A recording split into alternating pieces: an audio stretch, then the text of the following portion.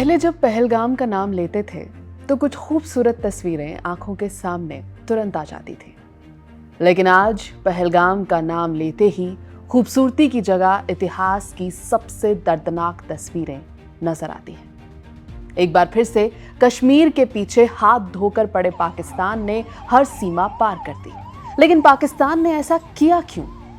नमस्कार, मेरा नाम है श्वेता शर्मा और आज सवाल ये कि पाकिस्तान ने ये गिरी हुई हरकत की क्यों। सबसे पहले आपको बता दें कि 22 अप्रैल को आतंकवादियों ने जम्मू कश्मीर के पहलगाम में 26 निहत्थे लोगों को मार दिया। अब तक के सबसे खतरनाक अटैक्स में से ये एक था।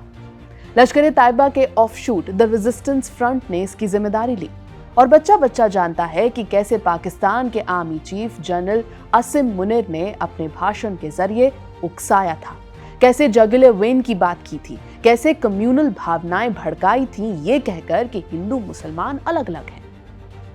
और पाकिस्तान ने ऐसा किया क्यों? क्योंकि पाकिस्तान बौखलाया हुआ है, पाकिस्तान दुखी है, पाकिस्तान हमेशा की तरह भारत की उन्नति से जलता है, भारत की एकजुटता और शांति को फिर से भंग करना चाहता है। बहुत ही चालाकी से पाकिस्तान ने अपनी स्ट्रैटेजी में एक बड़ा बदलाव किया। पाकिस्तान ने मिलिट्री टारगेट से हटकर टूरिस्ट को अपना निशाना बना दिया। कारण था वादी की शांति और उन्नति। आर्टिकल 370 के हटने के बाद जम्मू कश्मीर में टूरिज्म बूम पर था। सिक्योरिटी सिचुएशन सबसे बेहतर स्थिति में थी, इसलिए सिर्फ साल 2024 में ही 35 लाख लोग जम्मू कश्मीर घूमने पहुंचे थे। इनमें से 43,000 फॉरेनर्स भी थे। होम मिनिस्ट्री के डाटा के हिसाब से 2023 में 46 टेररिस्ट एक्टिविटीज हुई थी, जबकि ये नंबर 2019 में 153 पर था। 2024 में सोपोर मंडी का एनुअल टर्नओवर 7,000 करोड़ रुपए से ज्यादा था। 6,000 करोड़ से ज्यादा के प्रोजेक्ट्स अप्रूव हो चुके थे। आर्टिकल 370 हटने के बाद टेररिस्ट एक्टिविटीज के अलावा स्टोन पेल्टिंग की घटनाएं भी कम हो गई थी। दूसरी तरफ पुलवामा अटैक के बाद भारत की तरफ से लिए गए एक्शन से पाकिस्तान में एक्टिव टेरर बेसिस को तबाह कर दिया गया था। यह एक्शन पीओके में घुसकर किया गया था। इस वजह से भी वादी में नॉर्मलसी लौट रही थी। लेकिन इस सब के चलते पाकिस्तान अपने मंसूबों को अंजाम नहीं दे पा रहा था और पहलगाम पर अटैक ये बताता है कि कितना हेल्पलेस और डेस्परेट है पाकिस्तान। कश्मीर को डिस्टेबलाइज करने के लिए कन्वेंशनल मिलिटेंट टैक्टिक्स से हटकर टूरिस्ट को निशाना बना दिया। पाकिस्तान को एहसास हो गया था कि कश्मीर बूमिंग रास्ते पर है और अगर वहां के लोकल्स खुश हो गए तो कश्मीर स्टेबल नहीं है, सेफ नहीं है, इंटरनेशनल इंटरवेंशन चाहिए, ये सारी बातें बेसलेस और टॉक ऑफ द पास्ट हो जाएंगी।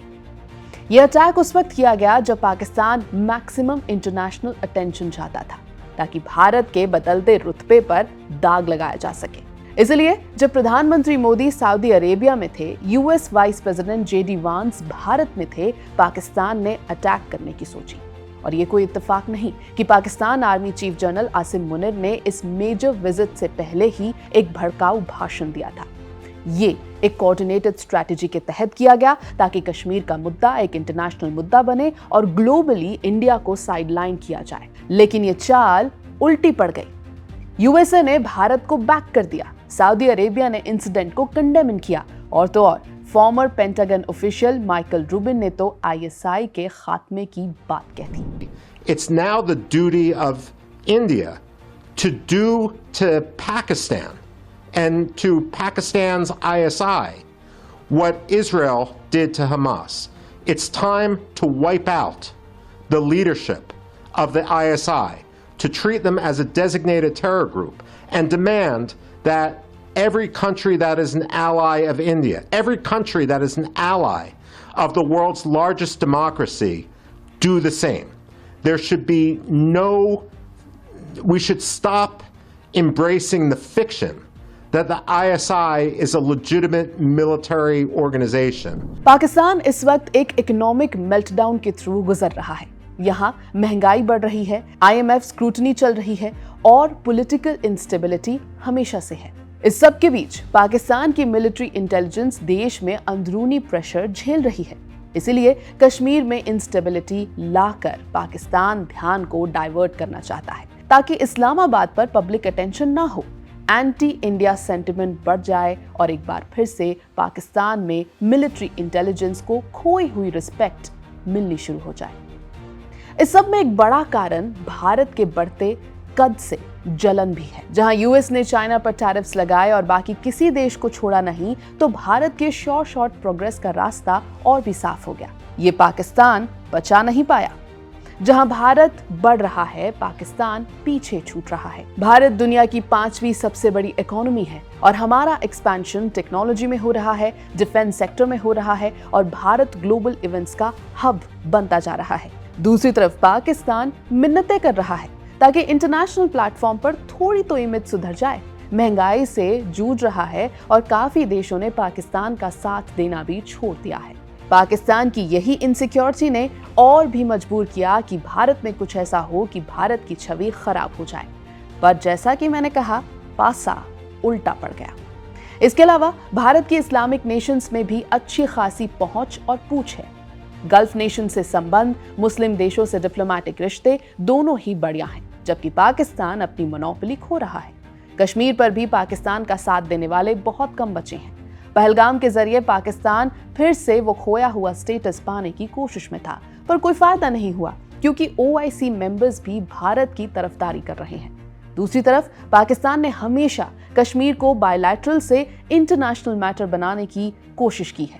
UN में इस बात को उठाया, OIC में उठाया और अब पहलगाम के जरिए फिर से कोशिश की गई ताकि दुनिया को यह बता सके कि कश्मीर वॉलेटाइल है और इंटरनेशनल मीडिएशन की आज भी जरूरत है। लेकिन इस सब का सार यही है कि पाकिस्तान एक बार फिर मुंह के बल गिरा है। पहलगाम एक स्ट्रेटेजिक मूव थी पाकिस्तान की, जिसके पीछे थी फ्रस्ट्रेशन, डेस्परेशन और कश्मीर को फिर से दहलाना। प्लान बैकफायर कर गया है और भारत की इज्जत और भी बढ़ गई है। लेकिन अब अंजाम तो भुगतना होगा। डिप्लोमेटिकली इंडिया ने चाल चल दी है और अब अपने कर्मों का कौन कौन सा फल पाकिस्तान भुगतेगा, देखना होगा। आज की रिपोर्ट में इतना ही। आप देखते रहिए ABP लाइव।